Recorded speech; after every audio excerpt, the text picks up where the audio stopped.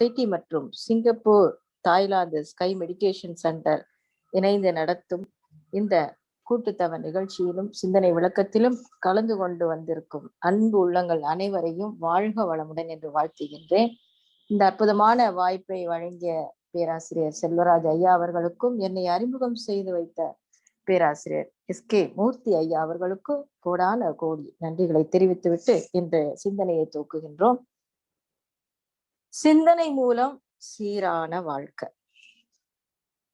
எல்லாம் வல்ல தெய்வம் அது எங்கும் உள்ளது நீக்கமற, சொல்லால் மட்டும் நம்பாதே சுயமாய் சிந்தித்தே தெளிவார். நமது அன்பு தந்தை அருள் தந்தை வேதாத்ரி மகரிஷி அவர்களின் அறிவுரை பாடல். அதன்படி சுயமா சிந்திச்சு நாம தெளிவு பெறுவோம். அன்பர்களே, சிந்தனை செய்மனமே, செய்தால் தீவினை அகன்றிடுமே, ஏன், எதற்கு, எப்படி என்ற கேள்விகளால் மக்களிடையே சிந்தனையை விதைத்தவன் அறிஞன் சாக்ரட்டிஸ். சுயமாய் சிந்தித்திட சிந்தனை விதையை பாமர மக்களிடம் கூட விதைத்திட்ட ஆன்மீக விவசாயி நமது சிந்தனை சிற்பி அருள் தந்தை வேதாத்ரி மகரிஷி அவர்கள். ஏன் என்ற கேள்வி கேட்காம வாழ்க்கை இல்லை. பகுத்தறிவு பிறந்ததெல்லாம் கேள்விகள் கேட்பதனாலே. இது ஒரு சிந்திக்க தூண்டும் ஒரு பழைய திரைப்பட பாடல். நாம அனுபவிக்கிற இன்பங்கள் எல்லாமே சிந்தனையின் மூலம் தாங்க பிறந்தது. சிந்தனையின் மூலமே முன்னேற்றம் காண முடியும். நமது சிந்தனை ஆக்கப்பூர்வமாக அறிவு நிரம்பியதாக இருந்தா அனைவருக்கும் அது உரிய நல்ல பலனை தரும். புத்தம்பது சிந்தனையால் பூமியெல்லாம் நனையட்டும், புனித வேதாத்திரியம் புவி எங்கும் பரவட்டும். சிந்தனை என்ற தலைப்பின் பாடல் பற்றிய சிந்தனையோடு துவங்குவோம். இன்பத்தில் துன்பம், இயற்கையும் கற்பனையும் சிந்தித்து அறிபவன் சிறப்பாக வாழ்வான். ஆஹா, எவ்வளவு அருமையான சிந்தனை! சிந்தனையுடன் செயலும், செயலுடன் சிந்தனையும் பந்தித்து நிற்க பழகுதல் நற்பண்பு.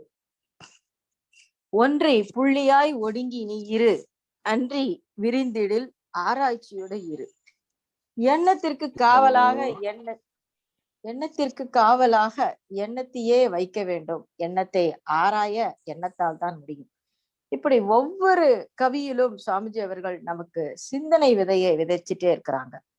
சரி, இந்த சிந்தனை செய்யறது அவசியம்தானா? அது தேவைதானா? அப்படி என்றால் எப்படி அதை செய்யணும்? அது ரொம்ப ரொம்ப அவசியம், தேவை.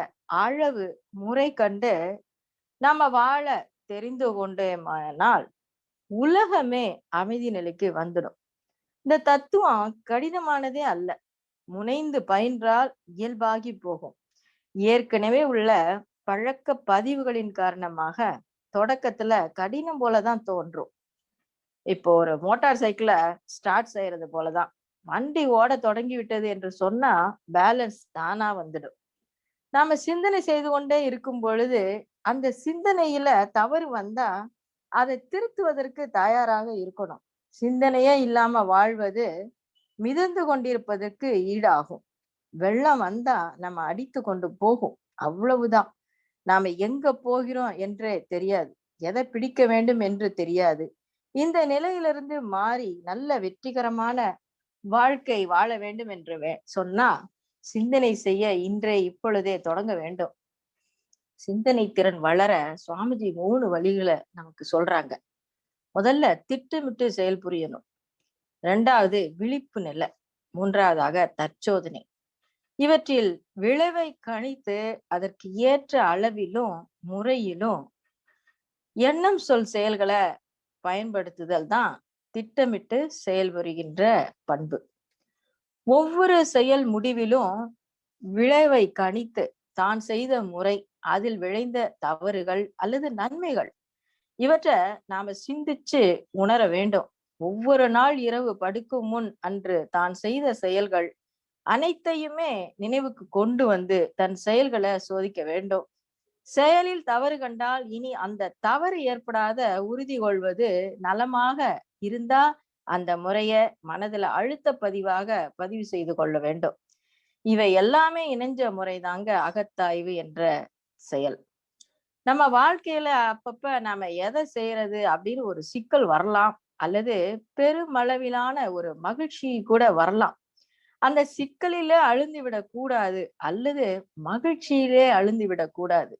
இந்த சிக்கல்ல இருந்து விடுபட வேண்டிய வழி என்ன என்று நினைத்தாலே போதும். சிக்கலிலே தவித்துக் கொண்டிருக்கக்கூடிய மனம் முனையில் இருக்கின்றது. அந்த மனதின் அடியில் இறைவன் இருக்கின்றான். இறைவன் சிக்கலை தீர்த்து வைப்பதற்கு தயாராக இருக்கின்றான். இறைவன் பக்கம் திருந்துவதற்கு வழிகாண நாம முயற்சி செய்யணும். சிந்திக்கின்றவர்கள் சிக்கலுக்கான தீர்வை காண்றாங்க. சிந்தனைக்கு என்று நாம முயற்சி செய்யும் போது இறைவன் பார்த்து கொள்வான். அதைத்தான் தெய்வ புலவர் ஒரு குரல்ல, மனிதன் ஒரு அடி எடுத்து வைத்தா இறைவன் அவனை நோக்கி 10 அடி எடுத்து வைக்கிறான் என்று குறிப்பு தந்துள்ளார். அது உண்மைதான். இந்த உண்மைய நேரடியாக அனுபவபூர்வமாக பல இடங்கள்ல சுவாமிஜி உணர்ந்து இருக்கிறேன்னு சொல்லியிருக்காங்க. செயலிலே சிந்தனை செய்வோம், சிந்தனையோடு சிந்தனை செய்து பிறகு செயலுக்கு வருவோம். ஆழ்ந்தாழ்ந்து சிந்தித்து பார்க்கும் பொழுது நமது அறிவை 4 பிரிவாக பிரிக்கலாம். இப்படி செய்யறது ஒண்ணும் பெரிய வித்தையோ அல்ல. இதனை ஒரு விஞ்ஞானி தான் செய்ய வேண்டும், அல்லது ஒரு சைக்காலஜிஸ்ட் தான் செய்ய வேண்டும் என்பதெல்லாம் இல்ல. யாருக்கெல்லாம் மனம் இருக்குதோ அதை பத்தி நினைச்சு அதை சரிப்படுத்த வேண்டும் என்று முயற்சி செய்யறவங்க எல்லாருமே சைக்காலஜிஸ்ட் தான். எல்லாம் வல்ல இறை முழுமுதற் பொருளாக எல்லா இயக்கங்களையும் நடத்தி கொண்டிருக்கக்கூடிய அந்த ஆதிசக்தியாக இருக்கும் நிலைதான் டோட்டல் கான்சியஸ்னஸ் என்று சொல்லக்கூடிய முற்றறிவு. அது எல்லா பொருள்களுக்கும் எல்லாருக்கும் சமம். இயற்கையினுடைய அமைப்பையே லா ஆஃப் நேச்சர் என்று சுவாமிஜி சொல்வாங்க. ஒவ்வொரு உயிரும் பரிணாம வளர்ச்சி அடையுது. பரிணாமம் என்றால் இவல்யூஷன், அதாவது ஹெரிடிட்டரி லிங்க். உதாரணமா ஒரு கரப்பாம்பூச்சியை எடுத்துக்கொள்வோம். அது இன்னொரு கரப்பாம்பூச்சிக்கு பிறந்ததாகத்தான் இருக்கும். இப்படி பார்த்து கொண்டே சென்றோமானா எங்கேயோ போய் முடியும். கரப்பாம்பூச்சிக்கு சற்று வேறுபட்ட 2 பூச்சிகள் சேர்ந்து அவற்றிலிருந்து தான் முதலில் ஒரு கரப்பாம்பூச்சி வந்திருக்கும். அதற்கு மேலும் அந்த 2 செடி கொடிகளை பிடித்து கொண்டே போனா அதற்கு மூலம் பாசியாக இருக்கும். அது போல நாமும் எந்த இடத்துல போய் சேருவோம் அப்படின்னா அணு என்ற இடத்துலதான் போய் சேருவோம். அந்த அணுவிலிருந்து ஓரறிவு பொருளாக உள்ள மரம், செடி, கொடி இவற்றிலிருந்து தான் மற்றது எல்லாம் உற்பத்தியாகி இருக்க வேண்டும். அந்த அணு இல்லாத எந்த ஜீவனும் இல்லைங்க. எந்த பொருளை எடுத்து பாருங்க, ஒரு ஹெரிடிட்டரி லிங்க் இருக்குது. மாத்தி மாத்தி இன்னதன் மூலமாக வளர்ந்து ஒன்றோடு ஒன்று சேர்ந்து அந்தந்த இடத்திற்கு தக்கவாறு அந்தந்த சேர்மானத்துக்கு தக்கபடிதான் அந்த சக்தி இருக்குது, ஆற்றல் இருக்குது. அத பொட்டன்ஷியல் கான்சியஸ்னஸ் அப்படின்னு சுவாமிஜி சொல்றாங்க. அதாவது கரப்பாம்பூச்சியில எவ்வளவு சக்தி ஆற்றல் இருக்கிறது, தினமும் அத்தகைய ஆற்றல் எல்லா மக்களிடமும் இருக்கின்றது. எப்படி அந்த இருப்பு ஆற்றல் எப்படி வந்தது அப்படின்னா தாய் தந்தையர் கருவிலிருந்தே வந்தது. அதத்தான் பொட்டன்ஷியல் கான்சியஸ்னஸ் ஆக இருக்கிறது. அப்போ அடுத்து அக்வயர்டு கான்சியஸ்னஸ் அப்படின்னு சுவாமிஜி இன்னும் மேலும் விளக்குறாங்க நமக்கு. அக்வயர்ட் என்பதுல ஆயிரம் உள்ளது. இருப்பு என்பதானது பாசியாக, கரப்பானாக, பல்லியாக இப்படியே மாற்றம் அடைஞ்சு பிறகு மனிதனாக எவ்வளவு காலம் பொறுத்து வந்தது. ஆனா ஆயிரக்கணக்கான குணாதிசயங்கள் நமக்கு இருப்புல ஏற்பட்டிருக்கு. அவ்வளவு புதையல் போல இருக்குதுங்க. நாம வாழ தொடங்கிய நாளை முதற்கொண்டு இன்னைக்கு வரையில இடத்திற்கு தக்கபடி, அதாவது தேவை உணர்வு, அப்புறம் அந்த செயல் செய்யும் வாய்ப்பு, சூழ்நிலைக்கேற்ப ஒரு சிலவற்றை தான் நாம வெளிக்கொணர்ந்து பயன்பாட்டுக்கு வச்சிருக்கிறோம். இப்போ ஒரு பல்லியனுடைய குணம் கூட நம்ம கிட்ட இருக்கு. பாம்பின் குணம் இருக்கு, சிங்கத்தின் குணமும் இருக்கு, ஏன் ஒரு நரியோட குணம் கூட இருக்கு. இன்னும் எல்லா ஜீவராசிகளோட குணமும் நம்ம கிட்ட உள்ளடக்கமா இருக்கு. கோடிக்கணக்கான பிறவிகள் தோறும் தொடர்ந்து வந்த அவ்வளவு குணங்களும் நம்ம கிட்ட உள்ளன. இந்த பிறவி எடுத்த பிறகு நாம எவ்வளவு அவற்றை எடுத்து பயன்படுத்துகின்றோமோ, எவ்வளவு துரிதப்படுத்துகின்றோமோ அதுதான் இயக்கத்துல இருக்குது. அந்த இயக்கம் எப்படி வந்தது அப்படின்னா தேவை உணர்வை பொறுத்து வருது, சந்தர்ப்ப சூழ்நிலையை பொறுத்தும் வருது, சூழ்நிலையை பொறுத்து வருகின்றது. அடுத்து அறிவின் யூகத்தின் பொருட்டும் வரும். நாம ஒரு செயலை செய்கிறோம்.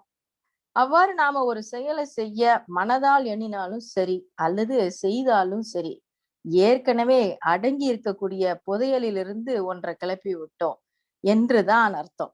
அப்படி மறுபடியும் அடிக்கடி இது செயல்பட்டு கொண்டேதான் இருக்கும். இதைத்தான் சுவாமிஜி அக்வயர்டு கான்சியஸ்னஸ் அப்படின்னு சொல்றாங்க. இது கருவமைப்பு பதிவை அடிப்படையாக கொண்டு செயல்படுது. இப்ப இந்த பதிவை நம்ம அருட்தந்தையோட வாழ்க்கையோட ஒப்பிட்டு மேலும் நாம நல்லாவே புரிஞ்சு கொள்ளலாம். சுவாமிஜியோட பெற்றோர்கள் தவம் இருந்து அவரை பெற்றெடுத்தாங்க. பெற்றோர்கள் ஊருக்கு சலியாம உழைப்பு கொடுத்தாங்க. அவரோட தந்தையார் நாட்டு மருந்துகளை கொண்டு இலவசமாக வைத்தியம் செஞ்சாங்க. தாயாரும் குழந்தை மருத்துவம், பெண்கள் மருத்துவம் இவற்றையெல்லாம் ஓடி ஓடி போய் செஞ்சாங்க. அப்போ இந்த பதிவு சுவாமிஜி கிட்ட ரொம்ப சிறப்பா வெளிப்பட்டது. சிறு வயதிலேயே தறி நெசவு செய்து அவற்றிலும் கைதேர்ந்த வல்லுநராக திகழ்ந்தார். ஆயுர்வேத மருத்துவம் படித்த ஒரு மருத்துவர், ஹோமியோபதியும் கற்று தேர்ந்த வல்லுனர். ஒரு ஏழையோட குழந்தைக்கு இருதய ஓட்டைய வெறும் 2 ரூபாய் செலவுல ஹோமிய மருந்தை கொடுத்து கூட அன்றைக்கு குணப்படுத்தினார். தன்னோட வறுமையை போக்கிக் கொள்ள தாம்பூல மாத்திரை, ஞாயிறு பல்பொடி இவற்றையெல்லாம் தயாரிச்சு விற்பனை செஞ்சாங்க இளமை காலத்துல. இப்ப நெசவு தொழிலையும் ஒரு புதுமையை புகுத்தினாங்க. வேதாத்திரி பச்சை என்ற ஒரு வித்தியாசமான நிறத்தை துணிகளுக்கு சாயம் ஏற்றுவதிலும் கைதேர்ந்த நிபுணராக சுவாமிஜி திகழ்ந்தாங்க. பொதுவா தமிழ்ல ஒரு பழமொழி சொல்லுவாங்க, தாய் 8 அடி பாஞ்சா குட்டி 16 அடி பாயும்னு. இது சுவாமிஜி வாழ்க்கையில முற்றிலும் உண்மையாயிடுச்சு. தந்தையாரோட நெசவு தொழில அவரை விட இன்னும் சிறப்பாக சுவாமிஜி நெசவு செஞ்சாங்க. அவரை விட இன்னும் பல மடங்கு பெற்றோர்களை விட ஊருக்கு பல மடங்கு உதவி செஞ்சாங்க. பக்தி மார்க்கத்துல வளர்க்கப்பட்டதுனால ஞான மார்க்கத்திலும் ரொம்ப எளிதாக நுழைஞ்சாங்க சுவாமிஜி. வைத்திய பூபதி கிருஷ்ணாராவின் மூலம் புருவ மத்தியில தவம் செய்ய சூட்சுமத்தை கற்றுக்கொண்டு பரஞ்சோதி மகானிடம் ஆகினை துரியம் சாந்தி தவத்தையும் நல்லபடியாக கற்றுக்கொண்டு அவரோட அறிவை மேலும் மேலும் விரித்து ஆய்வு செஞ்சார். இப்படி ஆய்வு செஞ்சு கொண்டே இருக்கும் போதுதான் வள்ளலாரோட புத்தகத்தை அவர் படித்து கொண்டு இருக்கக்கூடிய ஒரு சந்தர்ப்பம் கிடைச்சது. அருட்தந்தைய ரொம்பவும் ஈர்த்துச்சு. அந்த புத்தகத்துல அப்படி என்ன அப்படின்னா, வள்ளலார் எழுதியிருக்கிறாங்க, இப்பொழுது என்னுடைய உரை வரும் நேரம் அப்படின்னு. அதாவது இறைவனுடன் தான் பேசக்கூடிய நேரம் வந்து விட்டது என்று சொல்லியிருந்தார். இதை ஆழ்ந்தாழ்ந்து படித்து அருட்தந்தை சிந்தித்து கொண்டே இருந்தாங்க. அன்றிலிருந்து அதிகாலை 3 மணியிலிருந்து 5 மணி வரை அவருக்கு தூக்கம் என்பதே வருவதில்லை. அப்பொழுதுதான் சுவாமிஜி துரிய தவத்துல ஆழ்ந்து ஒடுங்கி இருக்கும்போது துரியாதீத தவத்துல லயமாச்சு அவரோட பேரறிவு. ஆழ்ந்த மௌனத்துல இருக்கும்போது அன்றைக்கு மட்டும் இரவுல 35 கவிகள் அவருக்கு உதயமாச்சு. அதெல்லாம் ஞானமும் வாழ்வும் புத்தகத்துல குறிப்பிட்டிருக்காங்க. சிந்தனை அறிவின் சிறப்பே மனிதன் என்பார் அருட்தந்தை அவர்கள். அந்த அளவுக்கு ஒரு பொட்டன்ஷியல் கான்சியஸ்னஸ் வந்து சுவாமிஜிக்கு நிறையவே இருந்தது. அவரோட எண்ணம் என்னன்னா, 50 வயதுக்கு மேல தன்னை உலக சமுதாயத்திற்கு அர்ப்பணித்து விட வேண்டும் என்ற எண்ணம் தீவிரமாக இளமை காலத்திலே இருந்தது. அன்றைக்கு வள்ளல் பிரான் அவரோட சீடர்களுக்கு என்ன சொன்னாரு? உங்களுக்கு இதுகாரும் நேரில் சொல்லி வந்தோம், கேட்டு திருந்தி உடன் எழுந்திர திகழ்வார். உருவ நேரும் தேரிடல் கடை விரித்தோம் கொள்வார் இல்லை கட்டிவிட்டோம், ஆனால் அச்சில் வார்ப்போம் ஆகா வீடில் மிடாவில் வார்ப்போம். இப்பொழுது இவ்வுடம்பில் இருக்கிறோம், இனி எல்லார் உடம்பிலும் புகுந்து கொள்வோம். இவ்வண்டத்தில் எங்கெங்கு சென்றாலும் அங்கங்க இருப்போம், திருத்தி விடுவோம், அஞ்ச வேண்டாம்னு சொன்னாங்க. அதே போல சுவாமிஜியோட அந்த எண்ணமும் வள்ளலாரோட எண்ணமும் ஒன்றுபட்டது. தன்னோட எண்ணங்களை செயல்படுத்துவதற்காக ஒரு நல்ல சீடரை தேர்ந்தெடுத்தார். அருட்தந்தை தான் அந்த நல்ல சீடர். ஒரு நாள் பௌர்ணமி தினம் இரவு சுமார் 12:30 மணி இருக்கும். நல்ல நில ஒளி திண்ணையில கால்பாக விழுந்து கொண்டிருந்தது. நன்றாக உறங்கி கொண்டிருந்த சுவாமிஜி அவர்கள் கண் விழித்து பார்த்தாங்க. 2 அடி தொலைவில் அருள்ஜோதி ராமலிங்க வள்ளலார் சுத்த வெள்ளை ஆடையோடு தலையை அதே வெள்ளை துணியால் மூடிய நிலையில அமர்ந்திருந்தாராம். அப்போ சுவாமிஜிக்கு ஒரு படபடப்பு உண்டாச்சு. அவருக்கு வணக்கம் செய்ய வேண்டும் என்ற நோக்கத்துல எழுந்து அவருடைய அடியை நாடினார்கள். அப்போ சுவாமிஜி கிட்ட வள்ளலார் சொல்றாரு, நான் உன்னோடு 10 ஆண்டு காலம் இருக்க போகிறேன் அப்பா, இதை இப்பொழுது யாரிடமும் சொல்லாது என்று கூறிய வார்த்தைகளை தெளிவாக கேட்டாங்க சுவாமிஜி. உருவமும் பார்த்தாங்க, அருள் பாலித்த உரையும் கேட்டாங்க. உடனே காட்சி மறைந்து விட்டது. உடம்பெல்லாம் புல்லரித்தது. மகிழ்ச்சி தாங்க முடியவில்லை. என் மனைவியை எழுப்பி கூறி மகிழலாம் என்றால் பிறரிடம் கூறக்கூடாது என்று அருளானை தடுத்தது, என் செய்வேன் அப்படின்னு சுவாமிஜி வள்ளலாரோட அந்த காட்சிய சொல்லியிருக்காங்க. இத நான் ஆரம்பத்துல சின்ன வயசுல ஒரு 22 வயசு இருக்கும். அப்ப நான் படிச்சேன். அப்போ சுவாமிஜிக்கு வள்ளலார் காட்சி கொடுத்திருக்காங்க. இந்த பக்தி மார்க்கத்துல எல்லாம் பக்தன் கேட்டு அழுதான்னா உடனே சுவாமி வந்து வரம் கொடுக்கிற மாதிரி வள்ளலாரும் வந்து கொடுத்திருக்கிறாரு அப்படின்னு அதை சாதாரணமா நான் எடுத்துக்கிட்டேன். அப்புறம் கொஞ்ச நாள் கழிச்சு என்னோட சிந்தனை வலுத்துது. பருவுடல் தான் அழிந்திருக்குமே, அப்புறம் எப்படி வந்து இப்படி காட்சி கொடுக்க முடிஞ்சது அப்படின்னு இன்னும் ஆழமா யோசிச்சேன். யோசிக்கும்போது அவர் குரலை கேட்டிருக்கிறாரு, அவரோட தோற்றத்தை பார்த்திருக்கிறாரு. எப்படி எப்படின்னு அப்படின்னு நினைக்கும் போதுதான், அப்போ அந்த காந்த தேகத்தை தான் அவர் பார்த்திருக்கணும். அப்ப அந்த காந்த தேகத்தை பார்க்கணும்னா, அப்ப ஞானேந்திரிய, கர்மேந்திரியங்கள்ல எந்த அளவுக்கு அருள் ஆற்றல் வந்து திணிவு பெற்றிருக்கணும். அப்போ மகரிஷி வந்து சாதாரண மனிதர் இல்ல. அவர் வந்து 35 வயதிலேயே ஞானம் பெற்றிருக்கிறாரு. அவர் வந்து நிறைய உலகத்திற்கு தொண்டு செய்யணும்னு நினைச்சிருக்கிறாரு. அதனாலதான் அவருக்கு வந்து நாளுக்கு நாள் அவரோட ஆற்றல் வந்து அபரிமிதமாக பெருகி கொண்டு இருக்கிறத வள்ளலார் உணர்ந்திருக்க வேண்டும். அதனால்தான் சுவாமிஜியை தேர்ந்தெடுத்து அவர்கிட்ட ஒரு 10 ஆண்டுகள் இருப்பதாக ஒப்புக்கொண்டு இருந்திருக்கிறார். அதன் பிறகு வள்ளலார் மூலமாக பல நன்மைகளை உலகத்துக்கு சுவாமிஜி செஞ்சிருக்கிறாங்க. அப்ப இந்த பொட்டன்ஷியல் கான்சியஸ்னஸ் வந்து நிறையவே சுவாமிஜிக்கு இருந்திருக்கு. அளப்பெரிய ஆற்றல் வாய்ந்தவங்க சுவாமிஜி. எப்படின்னா ஒரு ஒரு தம்பதிகள் வந்து குழந்தை பேர் இல்லாம மகிழ்ச்சியை போய் சந்திக்கிறாங்க. நாங்க நீண்ட காலமா குழந்தை பேர் இல்லாம தவிக்கிறோம் சாமிஜி அப்படின்னு சொன்ன உடனே சுவாமிஜி அருட்காப்பிட்டு அவங்களுக்கு வாழ்த்தி அனுப்புறாங்க. சில மாதங்களில் அந்த பெண்மணி தாய்மை அடைகிறாள். அப்பொழுது அவங்க வீட்டுக்கு ஒரு 7 திருடங்க வந்து கத்துறாங்க. அவங்க செயினை பிடிச்சி இழுக்கிறாங்க. அவங்க கணவரை ஓங்கி தடியால அடிச்சிடுறாங்க. அப்போ அந்த 2 பேரும் கத்திட்டு சுவாமிஜி வேதாத்ரி காப்பாத்து காப்பாத்து என்று சொல்லி மயங்கிடுறாங்க. அவங்க வீட்டுல இருந்து ஒரு 3 வீடு தள்ளி காவல்துறை கண்காணிப்பாளரோட வீடு இருந்திருக்கு. அவருக்கு செய்தி கேள்விப்பட்டு சில நாட்கள்ல அந்த திருடங்களை பிடிச்சிடுறாங்க. பிடிச்ச உடனே நீங்க அங்க போனீங்களேடா, என்ன திருடாம வந்துட்டீங்க, என்னாச்சு அப்படின்னு கேட்டப்ப அவங்க சொல்றாங்க, அந்த அம்மா கத்துனாங்க, அவரு சுவாமி வேதாத்திரி காப்பாத்துன்னு சொன்னாரு. அப்போ ஒரு கிழவன் தடியுடன் வந்து அந்த தடிய சுற்றின விதத்துல நாங்க பயந்துட்டோம். இவர்ட்ட மாட்டினா தொலைஞ்சோம் அப்படின்னு சொல்லி நாங்க வந்துட்டோம்னு சொல்றாங்க. அப்ப இந்த செய்திய நான் கேள்விப்பட்ட உடனே, சுவாமிஜி அன்பும் கருணையும் உருவானவர். எப்படி இப்படி திருடர்களை மிரட்டினாரு? அப்படின்னு ஒரு எண்ணம் வந்தது. ஏன்னா ஏற்கனவே ஒரு திருடன் வந்து திருவான்மியூர்ல தலைமையகத்துல சுவாமிஜி தங்கி இருக்கும்போது அவரோட வாட்சை திருடிட்டு போனப்ப வாழ்க வளமுடன் என்று வாழ்த்தி அனுப்பினார். அந்த திருடனும் அந்த கடிகாரம் அலாம் அடிக்கும் போதெல்லாம் சுவாமிஜி வாழ்க வளமுடன் சொன்ற அந்த வாசகம், அந்த வார்த்தைகளே அவருக்கு நினைவுக்கு வந்து மீண்டும் திருவான்மியூர் வந்து சாமிஜி கிட்ட மன்னிப்பு கேட்டு உங்க வாட்சை திருடினவன் நான் தான், என்னோட திருட்டு தொழில் நல்லா நடக்கணும்னு வாழ்த்துங்கன்னு கேட்டானாம். அப்ப அப்படி அந்த திருடனுக்கு அன்பா சொன்னவரு இங்கேயே திருடர்கள் கிட்ட இப்படி தடியோட நடந்து கொண்டோம் அப்படின்னு நான் நினைச்சேன். அப்பதான் மேலும் ஆழ்ந்து சிந்திக்கும் போது ஒரு உண்மை புரிஞ்சது. எண்ணத்தோட ஆற்றல் சுருங்கி விரிவடையும் தன்மையுடையதுன்னு சொல்லியிருக்காங்க சுவாமிஜி. மகர்ஷி அருட்காப்பிட்ட அந்த எண்ண அலைகள் காந்த ஆற்றலாக சுருங்கி நம்பிக்கையோடு அதை பெற்ற அந்த அன்பர்களுடைய கருமையத்துல பதிவாகி இருக்கு. அப்ப காலத்தால அந்த சூழ்நிலையும் தேவையும் வரும்போது அவங்க உயிர் சக்தி மூலமாகவே அது விரிந்து செயலுக்கு வந்து பாதுகாப்பாக அமைந்து விடுகின்றது அப்படின்னு சொல்லியிருக்காங்க. அதாவது சுவாமிஜியோட அந்த தோற்றம் அவங்க உயிர் சக்தியில பதிஞ்சிருக்குது. அவர் இட்ட காப்பும் அவங்களோட அந்த தம்பதிகளோட உயிர் சக்தியில பதிஞ்சிருக்கு. அவங்க மயங்கின உடனே அந்த உயிர் சக்தியில இருந்த பதிவு காந்த தேகம் வெளியில வந்து அவங்கள மிரட்டி இருக்கு. அந்த நேரம் அவங்க வாழ்க வளமுடன் என்று வாழ்த்து சொல்லியிருந்தா அந்த திருடங்களுக்கு பயம் வந்திருக்காது. அதனால இப்படி ஒரு ஒரு நடிக்க வேண்டியதாக இருந்தது அப்படிங்கிறத நான் வந்து அதுக்கப்புறம் உள்ளுணர்வாக இருந்து எனக்கு புரிந்து விட்டது. ஏன்னா எந்த ஒரு விஷயத்தையும் ஆழ்ந்தாழ்ந்து சிந்திக்கும் போது அந்த சிந்தனையின் விளைவு நமக்கு வந்து தெரிஞ்சிரும். திரும்ப திரும்ப திரும்ப யோசிக்கும் போது அதே மாதிரி மகிழ்ச்சியோட வாழ்க்கை வரலாறு படிக்கும் போது பிறவி எப்படி நிகழ்கின்றது என்ற ரகசியத்தை சுவாமிஜிக்கு இறைவன் ஒரு பெரிய சோதனை மூலமா தான் உணர்த்தினார்னு அந்த வாழ்க்கை விளக்கத்துல சுவாமிஜி சொல்லியிருப்பாங்க. ஏன்னா தனக்கு 2வது திருமணம் செய்தும் குழந்தை பேர் இல்லாததுனால அவர் மேலும் ஆய்வு செய்கின்றார். ஒரு மனிதனுக்கு குழந்தை பேர் இல்லாததுக்கு 3 காரணத்தை முன்வைக்கிறாங்க.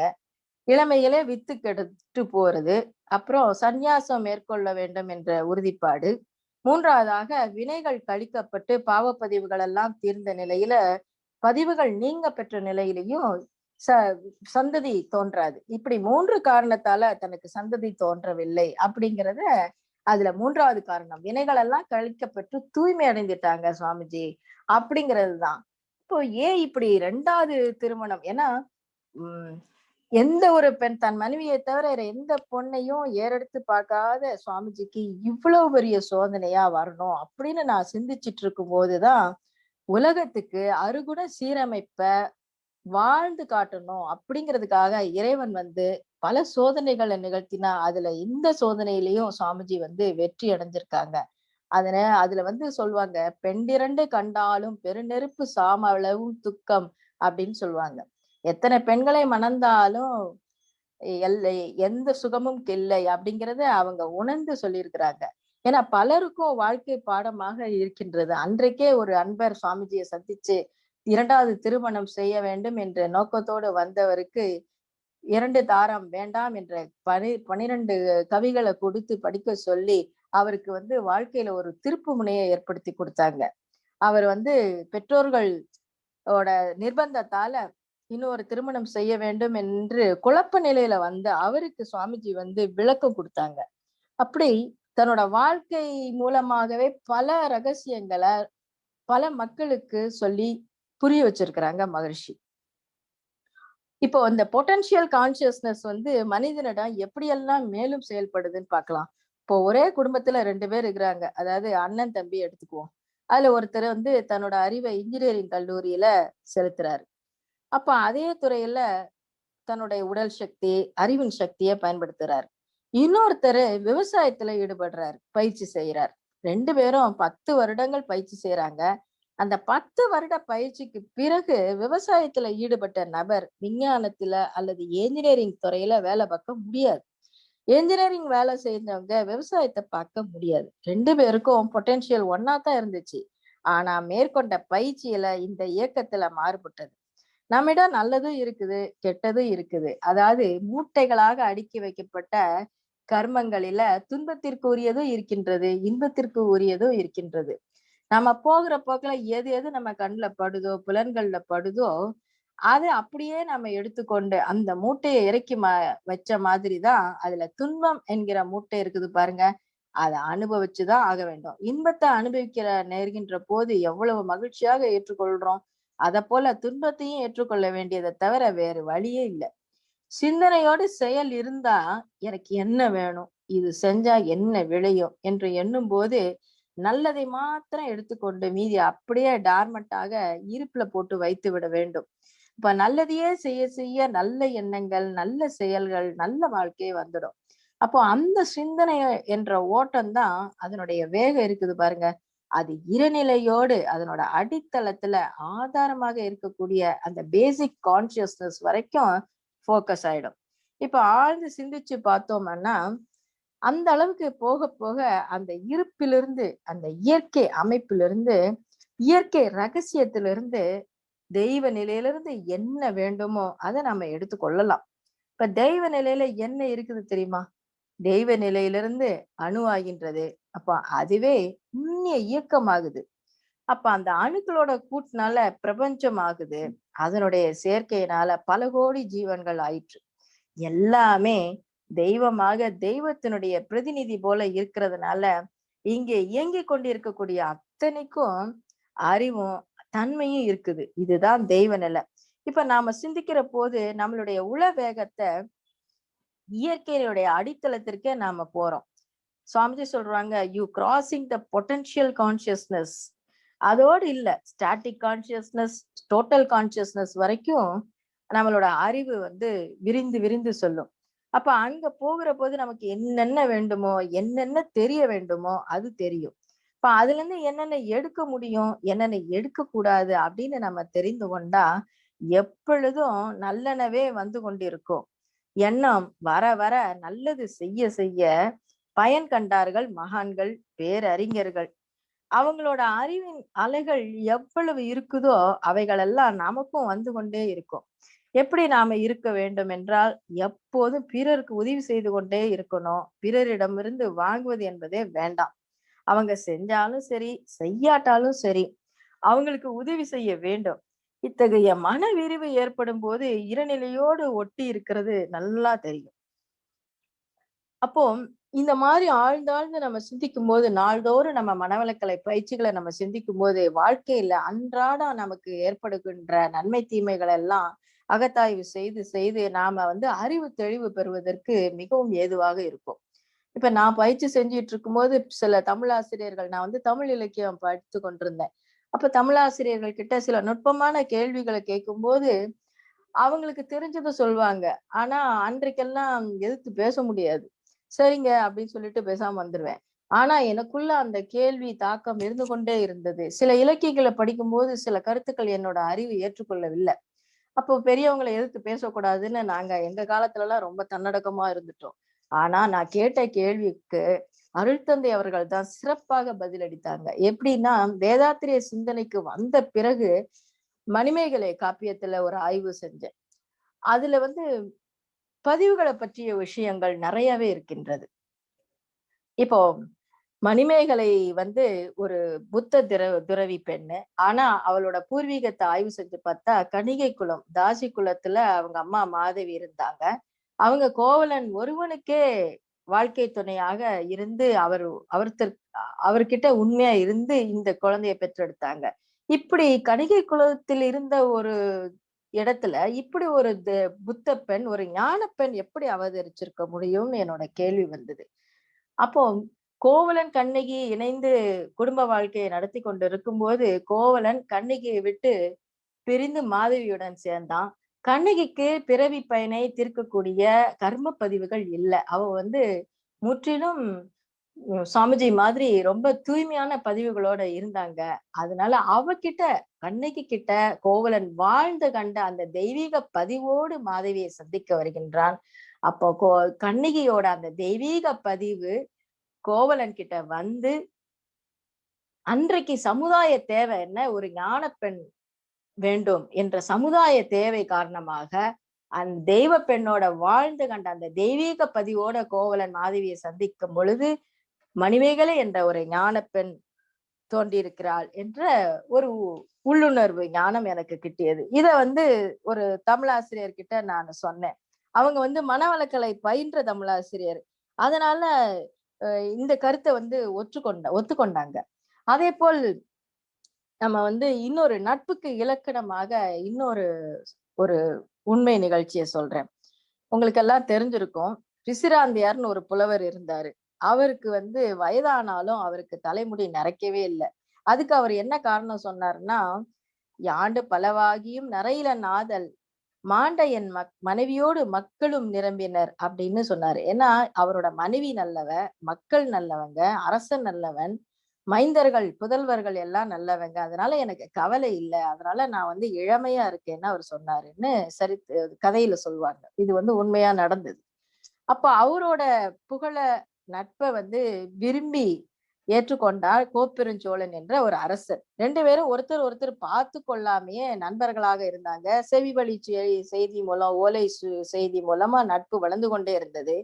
இறுதியாக ஒரு திருப்புமுனை கோப்பெருஞ்சோழன் வாழ்க்கையில நடந்தது. என்னன்னா, அவனோட மைந்தர்கள் சரியில்லை, அவனுக்கு வாழ பிடிக்கல. அப்போ இறுதியாக சாவதற்கு முன்னாடி பிசிராந்தையர் புலவரை நேரில் சந்திக்க வேண்டும் என்று செய்தி அனுப்புறான். அப்ப பிசிராந்தையர் புலவரும் வர்றாரு. வந்த உடனே இருவரும் வடக்கு திசையில உக்காந்து உயிரை விட்டாங்க அப்படின்னு இலக்கியத்துல, தமிழ் இலக்கியத்துல சொல்லியிருக்காங்க.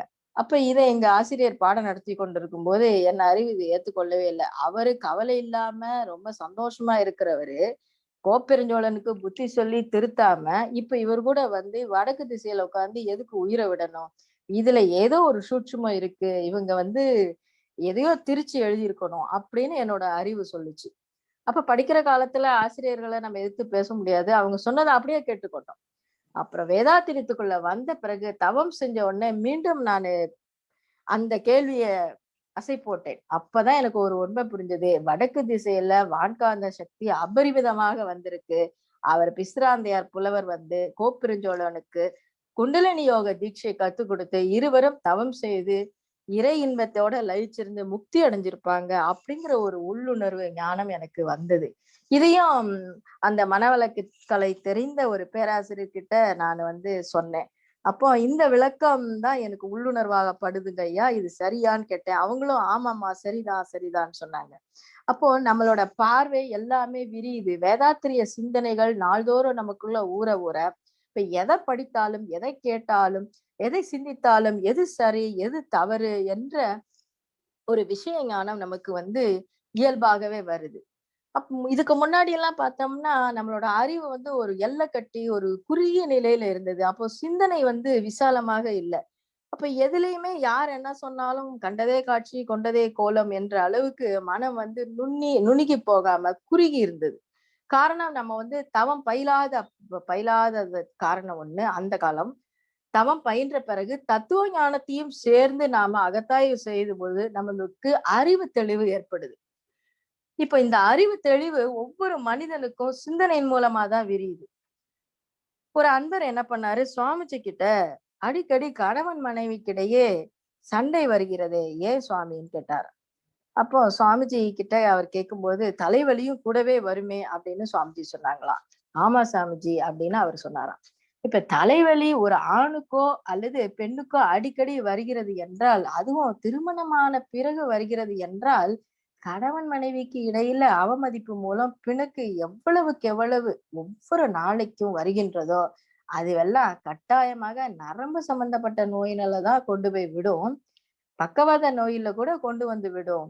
அதனால கணவன் மனைவி உறவுல 2 பேருக்கும் ஒற்றுமை இல்லாத ஒருவித வெறுப்பு, ஒருவரை ஒருவர் சபித்துக் கொள்ளும் சூழ்நிலை இருந்தா அது நேரடியாக வியாதியை உண்டாக்கலாம். இன்னும் அழுத்தமாக வேதனை இருக்குமே ஆனால் பிரதிபலிப்பு விபத்துகள் கூட உண்டாகலாம். அதனால நலமே எண்ணி எண்ணி நலமே செய்ய வேண்டும் என்ற சிந்தனையை நம்ம வளர்த்து கொள்ளணும். எல்லாம் வல்ல இறைவன் கணவன் மனைவி உறவுக்கு இடையில எத்தனை ஆயிரம் மகிழ்ச்சியை வைத்திருக்கிறான் தெரியுமா?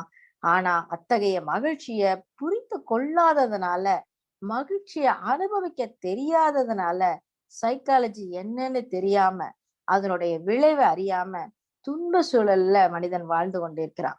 அப்போ சிந்தனையை ஊட்டணும். அந்த சிந்தனையின் மூலமாக தான் நாம செய்ய வேண்டியது என்ன, செய்யக்கூடாதது என்ன, தவறான செய்கையாலும் தவறான எண்ணத்தாலும் தான் என்னென்ன விளைவுகள் வருகின்றன என்று தெரிந்து கொண்டு மனிதன் வாழ தொடங்க வேண்டும். இந்த உலகத்துல ஒவ்வொருத்தரும் தனக்கு இருக்கின்ற தகுதி, வாய்ப்பு, வசதி இவற்றை கொண்டு பிறருக்கு இயன்ற வரை உதவி செய்வது என்று ஆரம்பிப்பதாக இருந்தா இந்த உலகம் எவ்வளவு நல்லா இருக்கும். இதற்கு ஒன்றும் கடன் வாங்க வேண்டியது இல்லை. இதை செயல்படுத்துவதற்கு நம்மிடம் எல்லாம் இருக்கின்றது. இதன் பெயர்தான் ஆன்மீக அறிவு.